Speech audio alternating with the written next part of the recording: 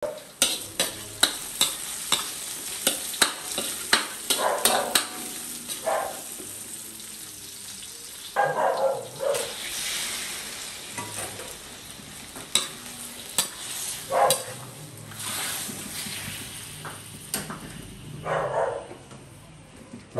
palaka.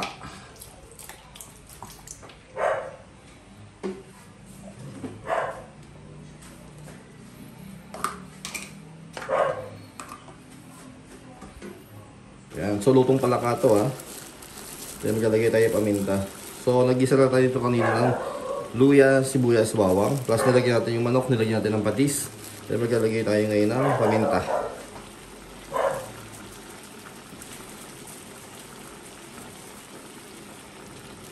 Then, pagkalagay ng paminta, lagay tayo tsuwete. Ayan.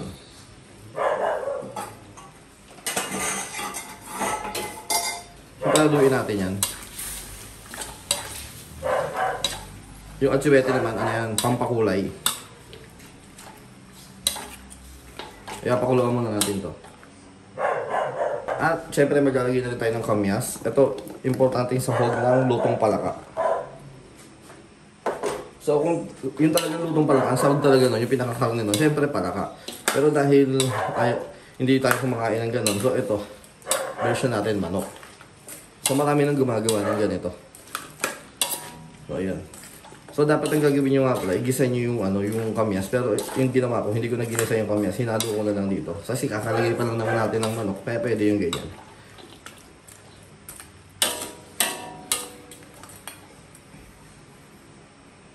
So ito, tingnan nyo, haluin natin.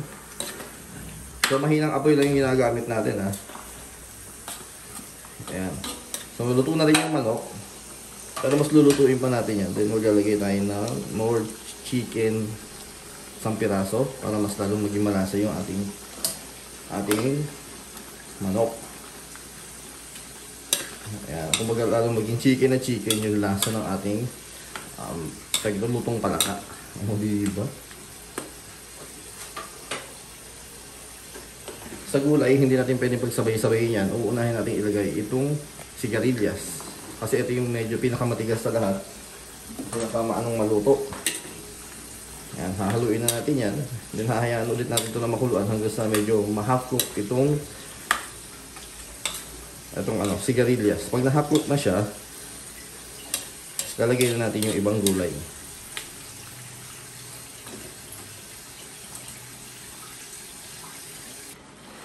Ayan, so ito guys, so ito haluin natin. Ayan. So na-half cook na natin itong sigarilyas. So ang gagawin naman natin, ilalagay na natin ibang gulay. Lalahatin na natin. So ilalagay na natin itong talong at saka okra. Importante yan na sahog. Pagkalagay niyan, halo ka agad. Para nami-mix natin yung yung gulay. And then lalagay na natin itong harabilya. Ito, importante ito, nasahog. Huwag kayo magluluto ng lutong palaka. Pag walang ganito, nako, iba lasa niyan.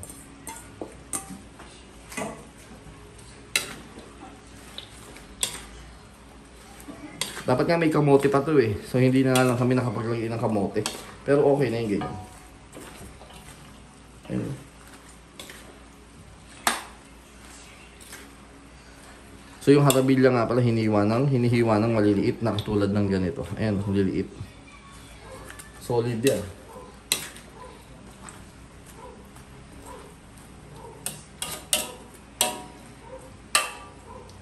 Kanya hayaan mo natin na ganyan.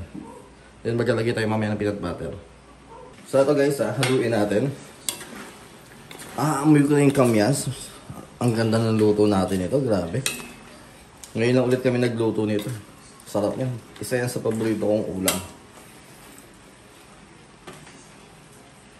Lagyan natin itong peanut butter. Lahatin na natin yan. Kung sa tingin nyo na medyo dry yung luto nyo, pwede kayo mag-add ng tubig. Pero balansin nyo may yung lasa. Importante yan.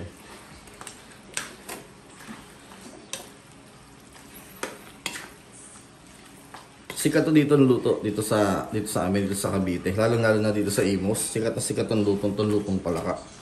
Kasi dati, di ba, bukiran to eh, itong aming ano. Marami nahuhuling palaka dito.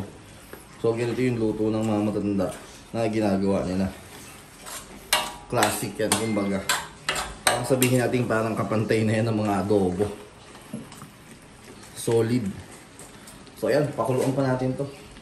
Hanggang sa maluto na maigi yung mga gulay. Then, natikman na rin naman namin to. Balansin na rin naman yung lasa niya, yung anat, pati yung gudos na lasang-lasa talaga yung kamyas.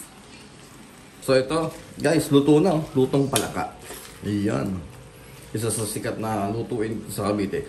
Kung gusto niyo ng ganitong luto, yan, gayahin niyo rin yung sistema na yan, no? Diba? Una ko lang na ipakita yung ginigisa ko nina, diba? Basta yung gisa nun, may ano yan, may luya, diba? Sibuyas bawang. Yan. Pagtating sa hugyan.